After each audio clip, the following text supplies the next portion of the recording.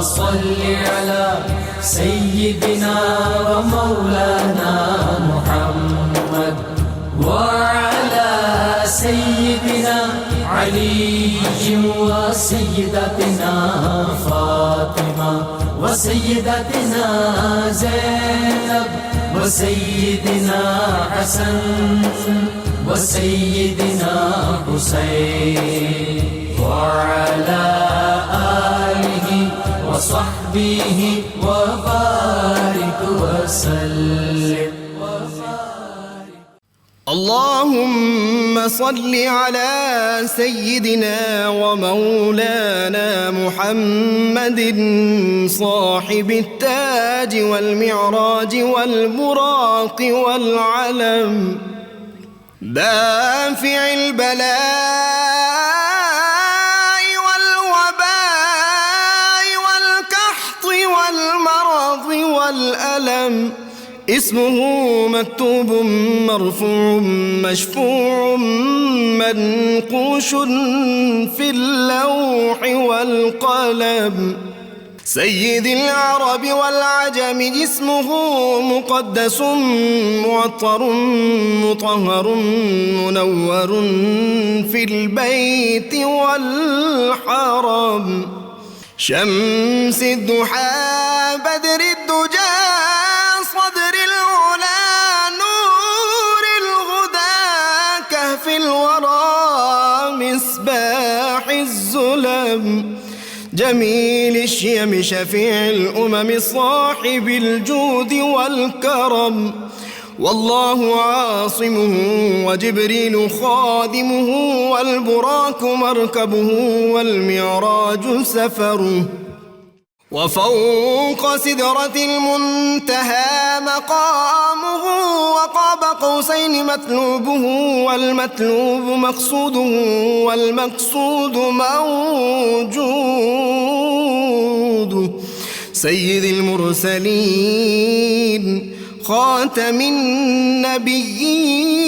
النبيين شفيع المذنبين أنيس الغريبين رحمة للعالمين راحة العاشقين مراد المشتاقين شمس العارفين سراج السالكين مصباح المقربين محب الفقراء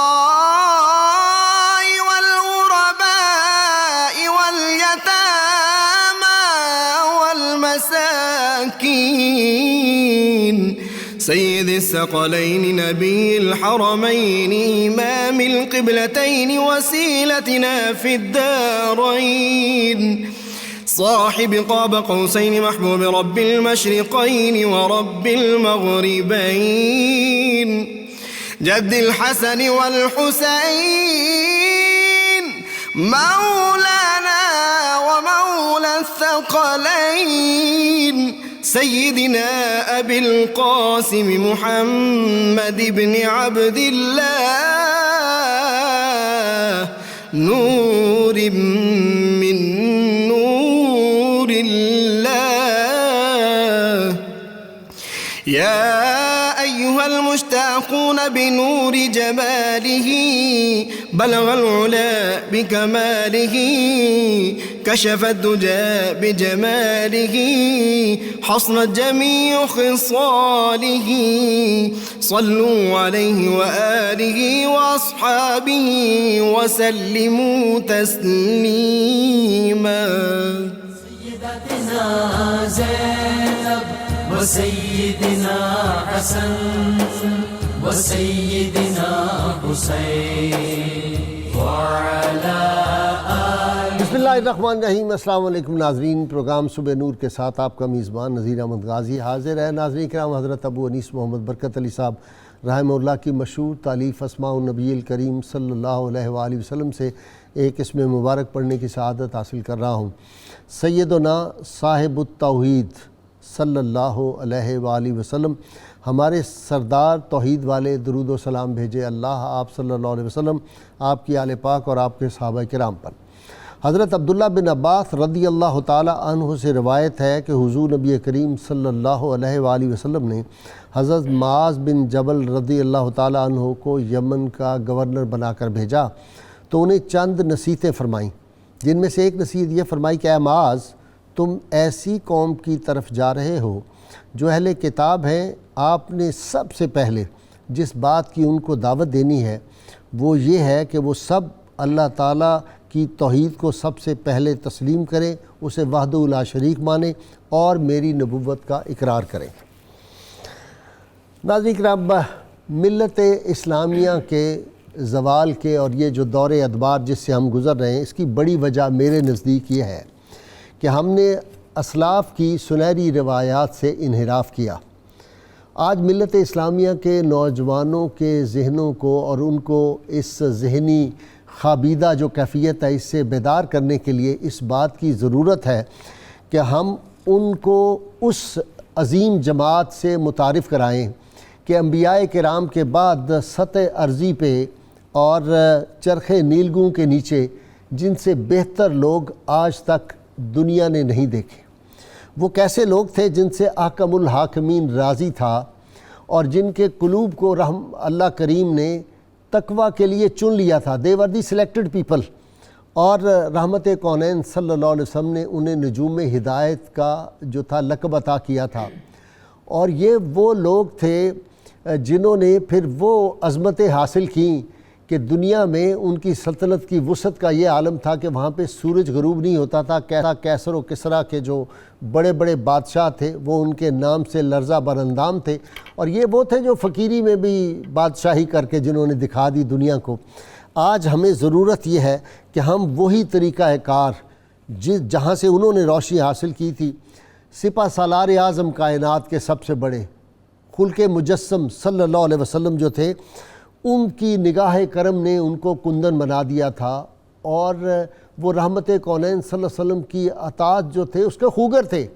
ہر وقت ان کی جو منشا ہوتی تھی وہ یہ تھی اللہ ان سے کیا چاہتا ہے، اللہ کے محبوب صلی اللہ علیہ وسلم کیا چاہتے ہیں ان سے، اور شہادت جو تھا ان کا مطلوب و مقصود تھا۔ اور آج جس ہستی کے بارے میں بات کرنے چلا ہوں ان کا بڑا ایمان افروز واقعہ ہے۔ شہنشاہ ایران کے دربار میں گئے ہوئے ہیں، 3 صحابہ ہیں، وہاں پہ گئے، کھانا کھا رہے ہیں اور ایک لقمہ گر گیا، تو انہوں نے لقمہ بسم اللہ پڑھ کے اٹھایا، جب منہ میں ڈالنے لگے تو ساتھ والے نے یوں کر کے آہستہ سے کونی ماری اور تھوڑا نگاہوں سے کہا کہ یہ بادشاہ کے پاس ہم بیٹھے ہوئے یہ کیا کر رہے ہیں؟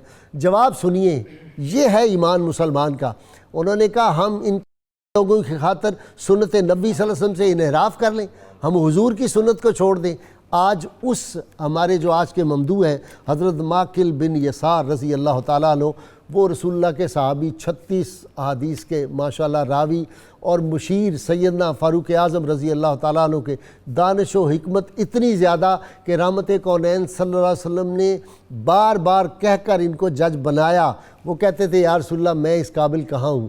آپ نے فرمایا نہیں، تم ہو اس قابل۔ ان کو جج بنایا ایک علاقے کا، اور یہ وہ ہستی تھی جنہوں نے ہمیں وہ احادیث جو تھیں رسول اللہ صلی اللہ علیہ وسلم کی وہ بیان کی، جو میرے اسکالر جن کی تفصیلات آج آپ کو بتائیں گے۔ اور خاص طور پر انہوں نے یہ فرما دیا تھا کہ جس آدمی نے کوئی دخل اندازی کی مہنگائی کے سلسلے میں، جو مہنگا کرے گا چیزوں کو یا مہنگا کرنے میں آگے وہ ایک ٹول کی حیثیت رکھے گا، اس کو جہنم کی آگ ضرور پکڑے گی، وہ ضرور جلے گا۔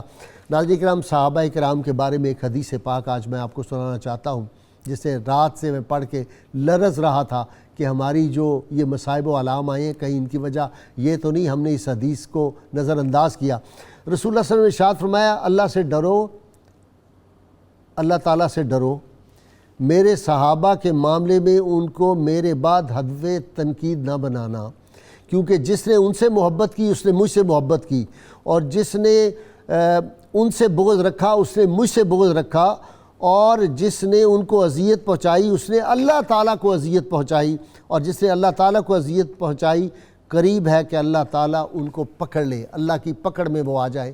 اس لیے صحابہ کرام کا ادب اور احترام جو ہے، اور ہمارے لیے وہ نجوم ہدایت ہیں، قیامت تک کے لیے ہم ان سے اکتساب فیض اور ان سے روشنی حاصل کرتے رہیں گے، چونکہ یہی وہ لوگ تھے جن کے سینوں پر جو تھے براہ راست انوار رسالت جو تھے وہ برسے تھے ان پہ، اور وہ نگاہیں تھیں جنہوں نے جلوہ محبوب صلی اللہ علیہ وسلم کو جی بھر کے دیکھا، اور پھر ان کے سینے بھی منور ہوئے، ان کی نگاہیں بھی منور ہوئیں، ان کی فکر بھی منور ہوئی۔ اللہم صلی علی سیدنا و مولانا محمد وعلی سیدنا علی و سیدتنا فاطمہ و سیدتنا زینب و سیدنا حسن و سیدنا حسین وعلى آله وصحبه وبارك وسلم اللهم صل على سيدنا ومولانا محمد وعلى سيدنا علي وسيدتنا فاطمة وسيدتنا زينب وسيدنا حسن وسيدنا حسين وعلى آله وصحبه وبارك وسلم۔ میں ابتدا کر رہا ہوں جناب مفتی سید صابر حسین صاحب۔ جی مفتی صاحب۔ ہاں جی، بسم اللہ الرحمن الرحیم۔ اللہم رب اشرح لی صدری ویسر لی امری واحلل عقدۃ من لسانی یفقہوا قولی۔ غازی صاحب محترم، حضرت ماقل بن یسار رضی اللہ تعالی عنہ، ان کی کنیت ابو عبداللہ ہے، جبکہ نسب نامہ مختصر ماقل بن یسار بن عبداللہ بن صغیر ہے، اور آپ قبیلہ مزنی کے ایک فرد تھے۔ صلح حدیبیہ سے کچھ عرصے پہلے آپ نے اسلام قبول کیا، اور آپ کو یہ اعزاز اور مرتبہ حاصل ہے کہ آپ بیعت رضوان میں شامل تھے۔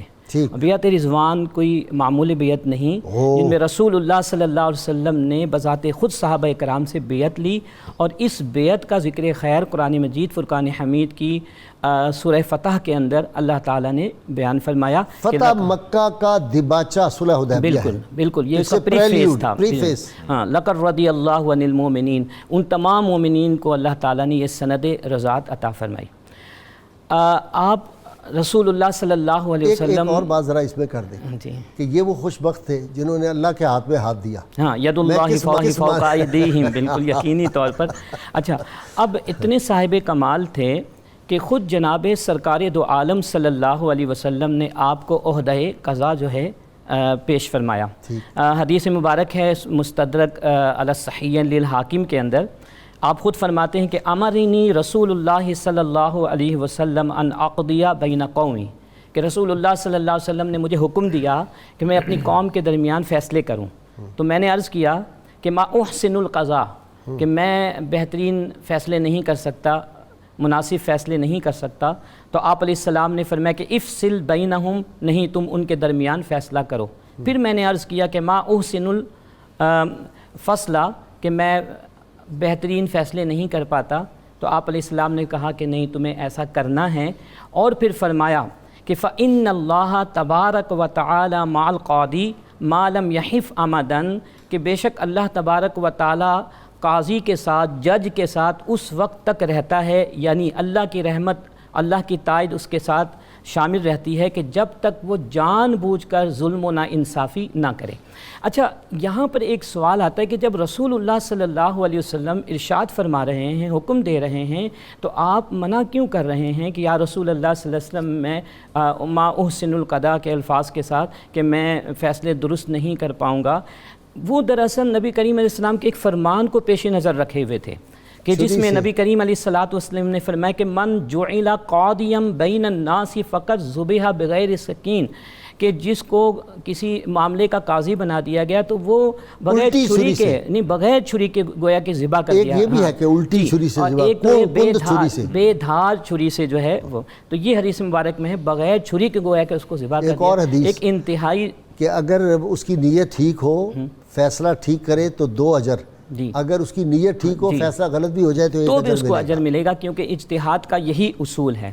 اب دیکھیں کہ جو عہدہ قضا ہے، جو نبی کریم صلی اللہ علیہ وسلم نے آپ کو پیش فرمایا اور آپ نے پھر قبول کیا اور اس منصب پہ رہے، اس کا اثر حضرت عمر فاروق رضی اللہ تعالیٰ عنہ کے زمانے میں بھی ہمیں نظر آتا ہے کہ آپ علیہ السلام نے جو ان کے بارے میں جو فیصلہ فرمایا کہ اس کے اثرات کہاں تک پہنچے کہ حضرت عمر فاروق رضی اللہ تعالیٰ عنہ خاص طور پر جب جنگی مہمات میں تشریف لے جاتے ہیں تو انہیں جو ہے اس مشورے میں شامل کرتے ہیں، مشیر رہے ان کے۔ جی بسم اللہ الرحمن الرحیم۔ یہ آپ ہی کی بات کو اور مفتی صاحب کی بات کو میں آگے بڑھاتا ہوں۔ حکومتوں کی سروائیول اور بقا جو ہے اس کے پیچھے اس کے مشیران کا ہاتھ ہوتا ہے اور وزراء کا ہاتھ ہوتا ہے، بے شک، کیونکہ مشیر کا سب سے پہلا وصف یہ ہے کہ وہ اپنی فکر و نظر کے اعتبار سے صالح ہونا چاہیے۔ پہلی بات تو یہ ہے۔ دوسری بات یہ ہے کہ اس کا اپنا ذاتی مفاد کی وابستہ نہ ہو۔ جب مشیران کے ذاتی مفادات وابستہ ہوں گے اور وہ فکر و نظر کے اعتبار سے صالح نہیں ہوں گے تو حکومتیں روبہ زوال ہو جائیں گی۔ جب شام پہ حملہ کرنے کے لیے جا رہے تھے تو سیدنا عمر فاروق خود تیار ہو گئے کہ میں فوج کو لیڈ کرتا ہوں، تو حضرت علی نے فرمایا نہ آپ نے نہیں جانا، آپ نے نہیں جانا۔ اور میرے نبی نے ارشاد فرمایا کہ استشیروا ذوی العقول ترشدوا، کہ عقل مند بندے کو صاحب تقوی کو مشیر بناؤ، تم ہدایت پا جاؤ گے، سیدھی راہ پر چل پڑو گے۔ اور مشیر تو ویسے بھی امانت دار ہوتا ہے۔ اور مشاورت کے حوالے سے میرے اپنے نبی کے مزاج گرامی کا یہ عالم تھا، فرماتے تھے کہ اے عمر اور ابو بکر، جب آپ دونوں کسی بات پر مشاورت کرنے کے بعد متفق ہو جائیں ما خالفتکما، تو میں تمہاری کبھی مخالفت نہیں کروں گا۔ اس سطح کے وہ لوگ تھے، اس درجے کے وہ لوگ تھے کہ آپ باہمی مشاورت سے جس نقطے پہ اتفاق کریں گے اللہ کے رسول اسی نقطے پہ متفق ہو جائیں گے۔ یہ آپ نے ارشاد فرمایا۔ انہیں مشیر مقرر کیا سیدنا عمر فاروق رضی اللہ تعالیٰ عنہ نے، اور مشاورت کرتے تھے بڑے امور میں، بڑی سطح کے جب فیصلے ہوتے تھے اس میں آپ سے مشاورت کی جاتی تھی۔ جیسے ابھی آپ نے فرمایا کہ لشکر جرار جب جا رہا تھا عراق کی انویژن کے لیے، اس میں مشاورت آپ سے کی گئی، آپ سے مشاورت کی گئی۔ دوسرا پہلو جو میں دیکھتا ہوں آپ کی ذات کے حوالے سے کہ آپ کی ذات کو سراپا برکت صحابہ بھی سمجھتے تھے۔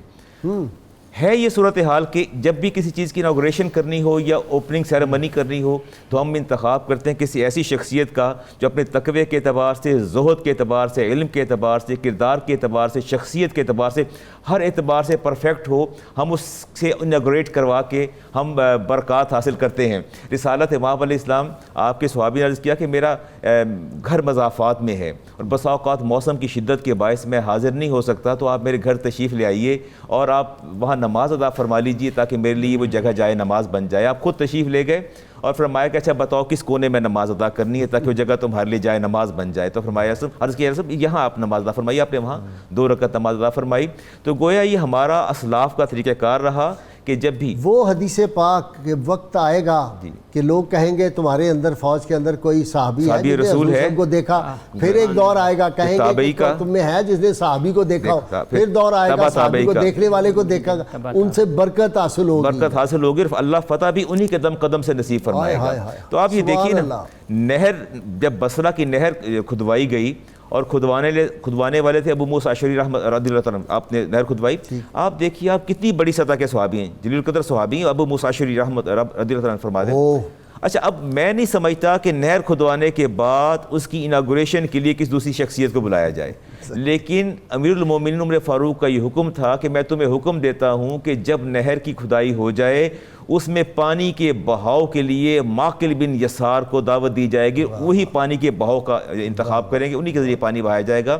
حضرت امیر معاویہ کے دور میں جب رینوویشن ہوئی اس نہر کی تو پھر بھی دیکھیے کہ اس کے پانی کے بہاؤ کے لیے ماقل بن یسار کا جو ہے انہی کو دعوت دی گئی۔ آپ اس کی بیک گراؤنڈ میں جا کے دیکھیے کہ دیگر صحابہ کی موجودگی کے باوجود آپ کا یہ مقام اور مرتبہ تھا کہ آپ سے نہر کا افتتاح کروایا گیا، دو دفعہ ایک دفعہ نہیں 2 دفعہ انتخاب کروایا گیا۔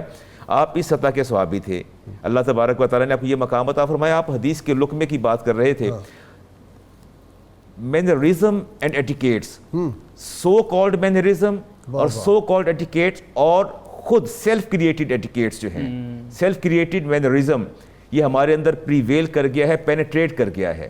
آج ہم بائیں ہاتھ سے پانی پیتے ہیں، کانٹا فوک اور چمچ لے کے کھاتے ہیں اور سمجھتے ہیں کہ اگر ہم نے ایسا کیا تو اگینسٹ دا مینرزم ہو جائے گا۔ اب نہیں کوئی کھائے گا کانٹے سے، اب نہیں کھائے گا انشاءاللہ، اب کوئی چمچ اب سب ادھر آ جائیں گے. میں نے کہا کہ ادھر آنا پڑے گا میاں, آنا پڑے گا, دنیا ساری کو آنا پڑے گا. شرافت سے آ جائیں تو بڑا ٹھیک ہے, نہیں تو پھر قدرت کا ڈنڈا پڑے گا تو سارے آئیں گے.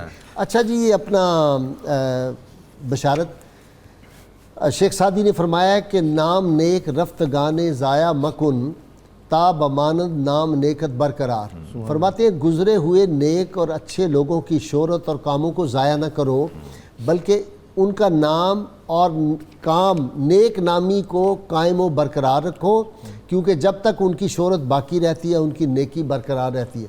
جن کے دم سے جن کے خون سے نکھر رہی ہیں سر سبز ہمیشگیاں, صادق جذبوں طیب رزقوں والے تھے. جی سبحان اللہ. بسم اللہ الرحمن الرحیم والصلاة والسلام علی سید الانبیاء والمرسلین. غائز صاحب, آج جس شخصیت کا ہم ذکر کر رہے ہیں یہ اس مقدس گروہ سے ہیں جن کو صحابہ کرام کہا جاتا ہے. اللہ تعالیٰ نے اپنے حبیب صلی اللہ علیہ وسلم کی معیت اور رفاقت کے لیے ان لوگوں کو چنا تھا. جیسا کہ حضرت عبداللہ ابن عباس رضی اللہ تعالیٰ عنہ کی روایت ہے, آپ فرماتے ہیں کہ اللہ تعالیٰ نے جب مخلوق کو پیدا کیا تو مخلوق کے دلوں پر نظر فرمائی.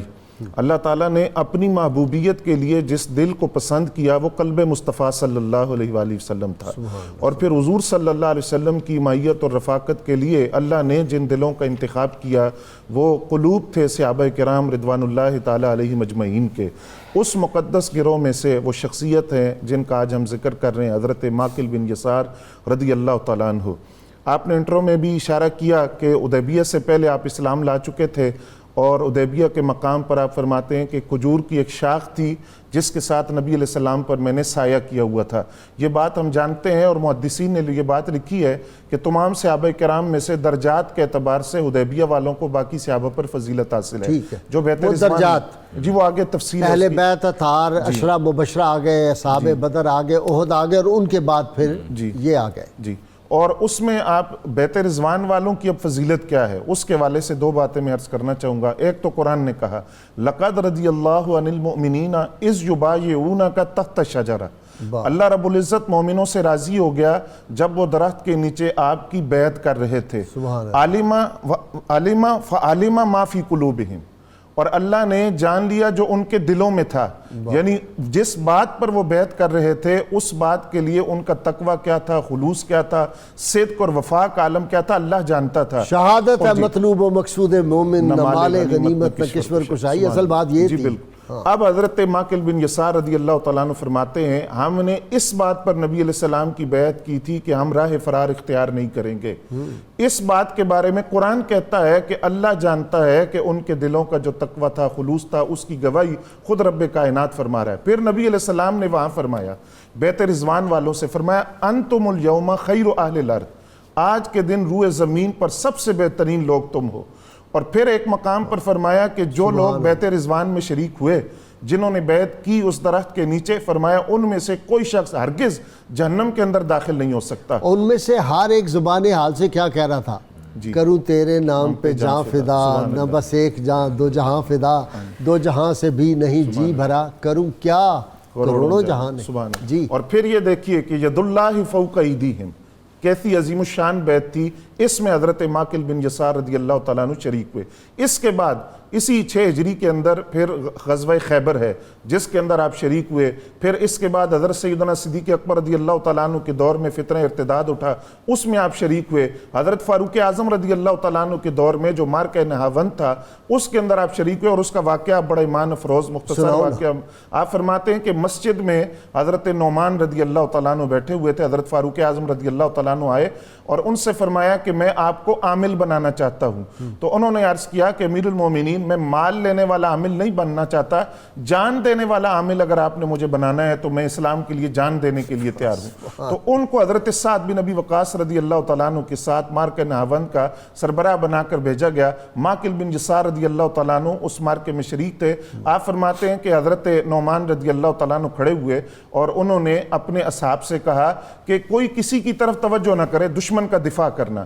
کوئی زخمی ہو تو اس کی طرف توجہ کرنے کی بجائے دشمن کا دفاع کرو. فرمایا حتیٰ کہ نعمان دشمن سے دفاع کرو. جی, اگر نعمان بھی زخمی ہو اپنے بارے میں کہا تو میری طرف توجہ نہ کرنا، اور پھر کہا کہ اب میں ایک دعا مانگتا ہوں، تم آمین کہو کہ اللہ مجھے شہادت کی موت آج عطا کر دے۔ اس کے بعد حضرت ماقل بن یسار رضی اللہ تعالیٰ عنہ فرماتے ہیں مارکے کے درمیان میں نے حضرت نعمان کو دیکھا، وہ زخموں سے بالکل چور چور تھے، خون ان کے جسم سے نکل رہا تھا۔ جب میں ان کے قریب پہنچا تو انہوں نے فرمایا کہ میں نے تاکید کی تھی کہ میری طرف توجہ نہ کرنا، تو فرماتے ہیں کہ میں نشانی رکھ کر واپس آ گیا، مارکا ختم ہوا، میں ان کے قریب گیا، وہ آخری سانس لے رہے تھے، انہوں نے مجھ سے پوچھا کہ مسلمانوں کا کیا بنا؟ تو میں نے کہا اللہ نے مسلمانوں کو فتح عطا کر دی۔ پھر فرمایا تم کون ہو؟ فرماتے میں نے کہا میں ماقل بن یسار ہوں۔ تو مجھے کہا کہ ابھی حضرت فاروق اعظم رضی اللہ تعالیٰ عنہ کو اطلاع کر دو کہ اللہ تعالیٰ نے مسلمانوں کو فتح عطا کر دی ہے۔ حضرت فاروق اعظم رضی اللہ تعالیٰ عنہ کو جب یہ خبر پہنچی تو حضرت ماقل بن یسار رضی اللہ تعالیٰ عنہ فرماتے ہیں حضرت فاروق اعظم رضی اللہ تعالیٰ عنہ کی داڑھی آنسوؤں سے تر تھی، اور آپ نے اعلان کیا کہ اللہ نے حضرت نعمان کو شہادت عطا کر دی ہے۔ تو یہ وہ اسلام کا وہ فرزند ہے حضرت ماقل بن یسار رضی اللہ تعالیٰ عنہ، جن کے کارناموں سے اسلام کی تاریخ کے اندر بہت سے واقعات موجود ہیں۔ اللہم صلی علی سیدنا و مولانا محمد وعلی سیدنا علی و سیدتنا فاطمہ و سیدتنا زینب و سیدنا حسن و سیدنا حسین وعلى آله وصحبه وبارك وسلم اللهم صل على سيدنا ومولانا محمد وعلى سيدنا علي وسيدتنا فاطمة وسيدتنا زينب وسيدنا حسن وسيدنا حسين وعلى آله وصحبه وبارك وسلم۔ علامہ صاحب 3 نشانیاں مومن کی بتائی ہیں، حضرت ماقل بن یسار راوی ہیں اس حدیث پاک کے کہ مومن کی 3 نشانیاں ہیں۔ پہلی کیا ہے؟ وہ ہمیشہ سچ بولتا ہے۔ دوسری کیا ہے؟ وہ وعدے کی پابندی کرتا ہے، ایفاء عہد ہوتا ہے۔ تیسرا یہ ہے کہ جب اس کو کوئی پیغام ڈیلیور کرے تو وہ اس میں خیانت نہیں کرتا، بیچ میں اپنی طرف سے نہیں کوئی چیز شامل کر لیتا، بالکل صحیح پیغام جا کے پہنچاتا ہے۔ جی میں خیانت کے حوالے سے بھی بات کروں گا، اور اس سے قبل میں بات کرنا چاہوں گا نہ صرف عصر حاضر کا فتنہ بلکہ ہمیشہ سے جو بد فطرت لوگ ہیں اہل بیت اطہار اور صحابہ کرام کے مابین حد فاصل کھینچتے چلے آ رہے ہیں۔ میں چاہتا ہوں کہ آج میں 3 احادیث آپ کے سامنے رکھنا چاہتا ہوں، اور جس کے مسئلہ کلیئر ہو جائے، ماقل بن یسار جس کے راوی خود ہیں۔ پہلی حدیث آپ دیکھیے، آپ فرماتے ہیں کہ سمیعت ابا بکر، سبحان اللہ، سنا میں نے کس سے؟ خلیفۃ الرسول سے ابا بکر سنا، یقول علی ابن ابی طالب عقدۃ رسول اللہ علیہ السلام، فرمایا میں نے نبی کریم علیہ السلام سنا، آپ نے فرمایا کہ علی کی بیعت کرنا ایسے ہے جیسے میری بیعت کرنا۔ اس حدیث کے راوی کون ہے؟ صدیق اکبر رضی اللہ تعالیٰ عنہ۔ اگلی حدیث آپ سماعت فرمائی کہ جب آقا کریم علیہ السلام کا وصال ہوا اور 7 دن کے بعد جب روضہ انور پر اکٹھے حاضری دینے لگے، ماقل بن یسار فرماتے ہیں کہ دونوں عظیم المرتبت ہستیاں صدیق اکبر اور علی المرتضیٰ شیر خدا دونوں جب حاضر ہونے لگے تو جب دروازے پر پہنچے، حجرہ عائشہ پر پہنچے، تو آپ نے شیر خدا نے آپ کے منصب کا لحاظ کرتے ہوئے کہ خلیفۃ الرسول ہیں، امیر المومنین ہیں، فرمایا کہ آپ آگے تشریف لے جائیے، آگے بڑھیے۔ آپ نے قدم پیچھے ہٹا لیے، فرمایا آپ کیسی بات کرتے ہیں، کیسی بات کرتے ہیں؟ صدیق اکبر کی یہ مجال ہے کہ قدم اندر رکھ جائے، اپنی بیٹی کا حجرہ، خلیفۃ الرسول امیر المومنین، فرمائے میری یہ جرت ہے۔ فرماتے ہیں کہ جب کہ میں نے اپنے کانوں سے یہ سنا ہے اپنے نبی کو، فرماتے علی منی بمنزلۃ من ربی، علی کا میرے نزدیک وہی مقام ہے جو میرا مقام میرے رب کے نزدیک ہے۔ یہ سننے کے بعد بھی صدیق اکبر جو ہے پہلے قدم بڑھائیں گے، فرمایا ایسا کبھی نہیں ہو سکتا۔ اب ان کی بات میں محبت دیکھیے کہ آپ تصور نہیں کر سکتے۔ اگلی بات آپ سماعت فرمائیے، اس کے بھی راوی صدیق ماقل بن یسار فرماتے ہیں سمیعت ابا بکر، میں نے خود سنا ابو بکر سے، پھر آپ یقولا فرماتے ہیں علی ابن ابی طالب اطرۃ رسول اللہ علیہ السلام، کہ علی ابن ابی طالب اللہ کے رسول کی اطرت میں سے ہیں۔ واہ، اب یہ تینوں حدیث کو آپ سامنے اور رکھ لیجیے۔ چوتھی بھی شامل کر لیں، علی کے چہرے کو دیکھنا عبادت ہے، وہ بھی سیدنا صدیق اکبر اور سیدہ عائشہ صدیقہ ہی راوی ہیں دونوں۔ اور آپ فرماتی ہیں کہ میں بڑی حیران ہوتی تھی کہ جب بھی شیر خدا تشریف لاتے ہیں تو آپ ٹک ٹکی باندھ کے چہرے کو کیوں دیکھتے ہیں؟ تو میں نے کہا یہ اچھا نہیں لگتا، مسلسل چہرے کو دیکھتے چلے جاتے ہیں۔ تو آپ نے فرمایا عائشہ آپ کو نہیں پتا، میں نے خود یہ اپنے نبی سے سنا کہ علی کے چہرے کو دیکھنا بھی عبادت ہے۔ تو میں یہ سمجھتا ہوں کہ یہ بھی اگر شکر رنجی ہو تو کوئی یہ بات بیان کرے گا تو پھر مزہ تب ہے نا۔ دوسری بات جو میں آپ سے عرض کرنا چاہتا ہوں، آپ نے فرمایا حدیث بھی آپ اسی حدیث کے راوی ہیں، آپ فرماتے ہیں کہ میرے نبی نے ارشاد فرمایا کہ ایسا دور، مشکل کا دور، فتنے کا دور، کرپشن کا دور اور بددیانتی کا دور، ظلم و بربریت کا دور، ایسے دور کے اندر العبادۃ العمل، دو لفظ آتے ہیں، یہ حدیث العمل بھی آتا ہے، عبادت بھی آتا ہے، فی الحرج کا ہجرت علیہ، ایسے دور میں عبادت کرنا جو ہے بالکل ایسے ہے جیسے میری جانب ہجرت کرنا۔ اچھا جی، اپنا بشارت صاحب، سورہ بقرہ کی فضیلت، سورہ یاسین کی فضیلت، سورہ حشر کی آیات کی فضیلت، اتنا درجہ۔ جی غائث صاحب، بالخصوص آج کل جو حالات ہیں اس کے اندر رجوع اللہ کی بھی ضرورت ہے، وظائف کی، تسبیحات کی ضرورت ہے۔ تو یہ حدیث حضرت ماقل بن یسار رضی اللہ تعالیٰ عنہ نے جو بیان کی، سنائیں اور اذان والی بھی سنا دیں۔ جی بالکل۔ ایک بات تو آپ نے یہ ارشاد فرمائی کہ جو شخص صبح بیدار ہو اور صبح اٹھنے کے بعد 3 مرتبہ یہ پڑھے اعوذ باللہ السمیع العلیم من الشیطان الرجیم، اس کے بعد سورہ حشر کی آخری 3 آیات کو پڑھے تو فرمایا کہ 70,000 فرشتے شام تک اس کے لیے دعا کرتے رہتے ہیں۔ هو اللہ الذی، اپنا مفتی صاحب، هو اللہ الذی لا الہ الا هو عالم الغیب والشہادہ والرحمن الرحیم واللہ الخالق البارک المصور الذی لا الہ الا هو الملک القدوس۔ جی تو یہ 3 آیات پڑھے تو 70,000 فرشتے جو ہیں وہ شام تک اس کے لیے دعا کرتے ہیں، اور اس دن اگر اس کی وفات ہو جائے تو وہ شہید ہو کر مرتا ہے، سبحان اللہ تعالیٰ اس کو شہادت کی موت عطا کرتا ہے۔ یہ تو آج کل کا وظیفہ ہے، بڑا زبردست۔ اور اگر وہ شام کے وقت یہ پڑھے تو صبح تک 70,000 فرشتے اس کے لیے یہ دعا کرتے ہیں۔ دوسری حدیث شریف کے اندر آپ نے فرمایا کہ قرآن مجید کی جو کوہان ہے، بلندی ہے، وہ سورہ بقرہ ہے، اور فرماتے ہیں کہ سورہ بقرہ کی ہر آیت کے ساتھ 80 فرشتے اترے تھے، اور پھر فرماتے ہیں کہ عرش کے نیچے سے اس کی بعد آیات کو نکال کر لایا گیا، وہ آیت الکرسی ہے۔ فرماتے ہیں کہ وہ سورہ بقرہ کا حصہ نہیں تھی، وہ بعد میں سورہ بقرہ کے اندر عرش کے نیچے سے نکال کر لائی گئی، اور سورہ بقرہ کا حصہ بعد میں اس کو بنایا گیا۔ اور پھر فرماتے ہیں کہ جو تلاوت کرتا ہے اس کی سورہ بقرہ کی اور آیت الکرسی کی، وہ اللہ کی طرف سے حفاظت میں رہتا ہے۔ پھر فرماتے ہیں کہ سورہ یاسین یہ تو قرآن کا دل ہے، اگر تم اللہ کو حاصل کرنا چاہتے ہو، بخشش اس اور مغفرت اس کی طرف سے حاصل کرنا چاہتے ہو، سورہ یاسین پڑھا کرو۔ اور یہ بھی فرمایا اپنے مرنے والوں جی الا موتاکم، کہ اپنے جو مرنے والے ہیں ان پر سورہ یاسین پڑھا کرو، جس طرح ہم اپنے بزرگوں سے بھی سنتے ہیں، حدیث میں بھی ہے کہ مردہ جو ہے اس کی جو روح نکلنے کا نزا کی کیفیت ہے، اس میں آسانی کے لیے سورہ یاسین پڑھی جاتی ہے۔ تو یہ حدیث آپ نے بیان کی، ایک بڑی جامع حدیث آپ نے بیان کی۔ آپ نے جو ابن زیاد آپ کی عادت کے لیے آیا، مرض وصال میں تھے آپ، تو آپ نے فرمایا کہ ایک حدیث آپ نے بیان کرتا ہوں۔ یہ عبداللہ بن زیاد ہے یا عبید اللہ بن زیاد؟ عبید اللہ۔ تو فرمایا کہ میں حدیث بیان کرتا ہوں، وہ یہ ہے کہ اگر اللہ تعالیٰ تمہیں کسی چیز پر نگران بنائے اور تم اس میں انصاف کے تقاضوں کو پورا نہ کرو تو اللہ تمہیں جہنم میں داخل کرے گا۔ یہ بڑی جامع حدیث ہے۔ ہم اکثر اس کو پڑھنے کے بعد سمجھتے ہیں کہ شاید یہ حکمران اور رعایا کے حوالے سے ہے۔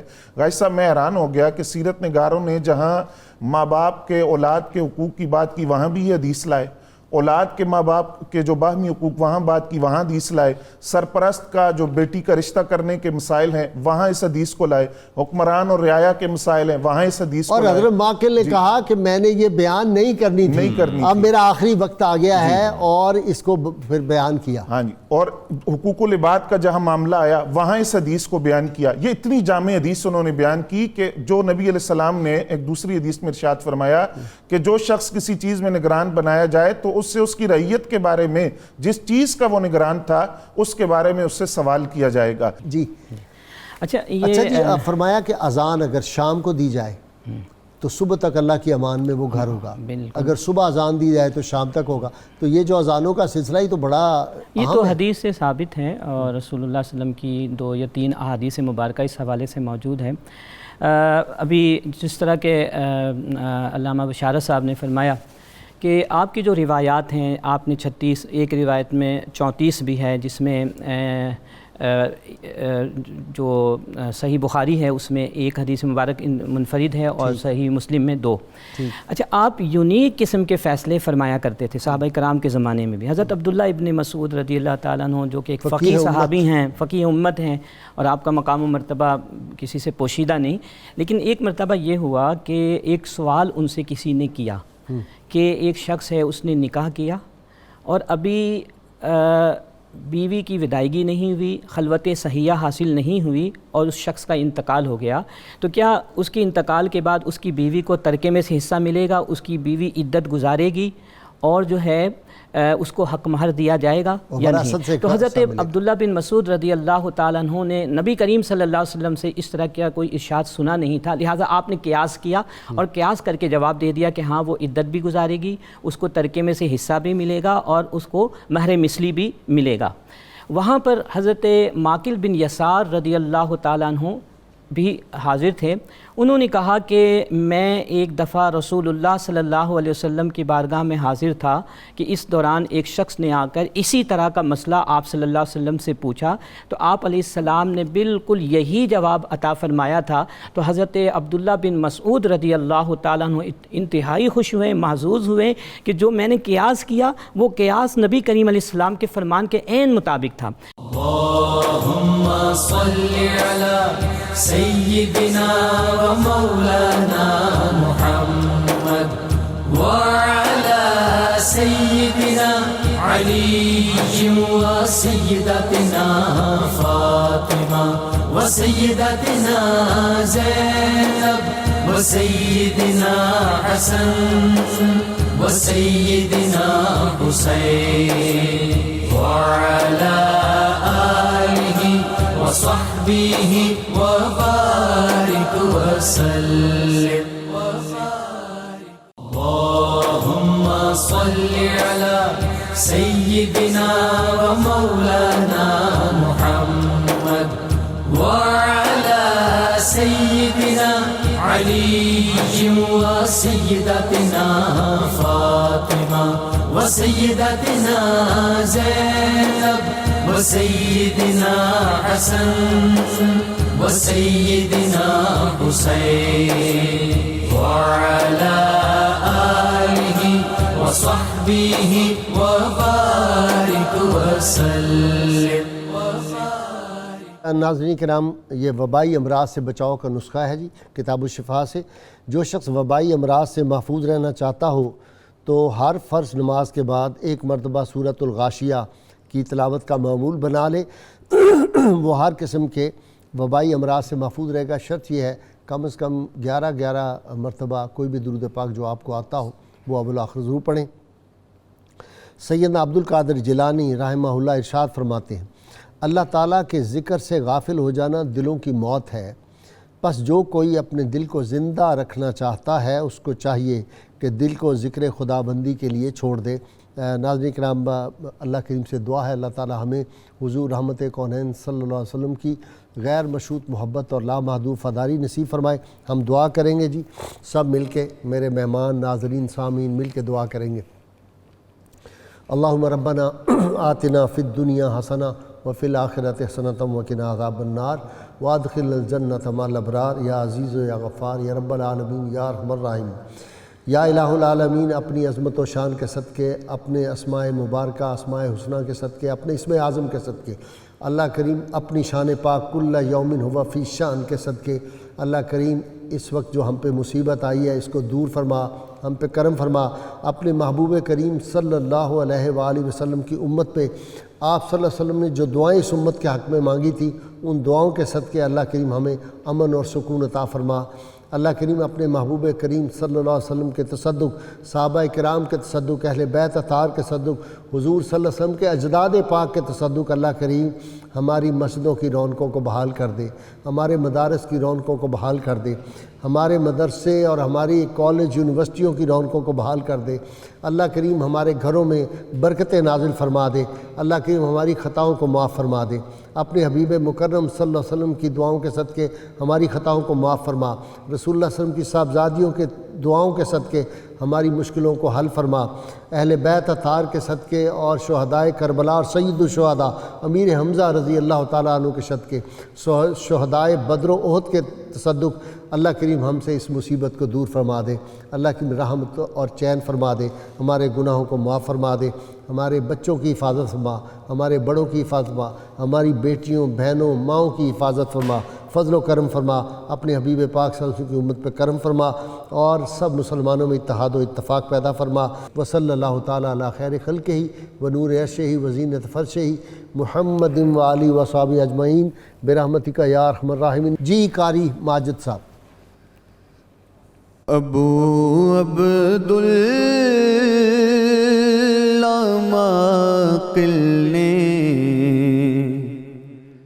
ہنسی تر مرتبہ پایا، ابو عبداللہ ماقل نے ہنسی تر مرتبہ پایا، شرف سرکار کی صحبت کا ان کے حصہ میں آیا، شرف سرکار کی صحبت کا ان کے حصہ میں آیا، نبی کے سچے عاشق تھے، وہ عاقل تھے، وہ دانا تھے، نبی کے سچے عاشق تھے، وہ عاقل تھے، وہ دانا تھے، انہیں منصب قضا کا تھا عطا آقا نے فرمایا، شرف سرکار کی صحبت کا ان کے حصہ میں آیا، تھا ان کا سینہ بے کینہ ہوا ایمان سے تاباں، تھا ان کا سینہ بے کینہ ہوا ایمان سے تاباں، رسول اللہ کی الفت نے انہیں تھا خوب چمکایا، رسول اللہ کی الفت نے انہیں تھا خوب چمکایا، تھے ان سے مشورہ لیتے عمر فاروق بھی ساجد، تھے ان سے مشورہ لیتے عمر فاروق بھی ساجد، دعائے خیر و برکت کا لٹاتے تھے وہ سرمایہ، دعائے خیر و برکت کا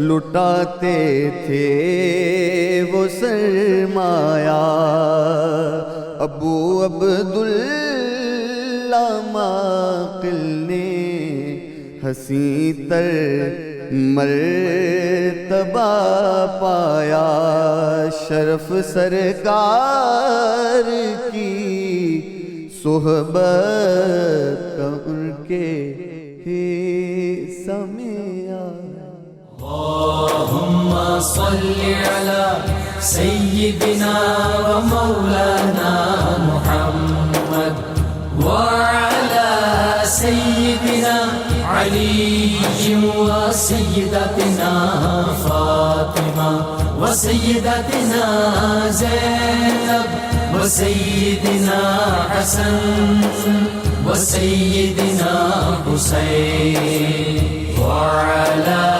آله وصحبه وبارك وسلم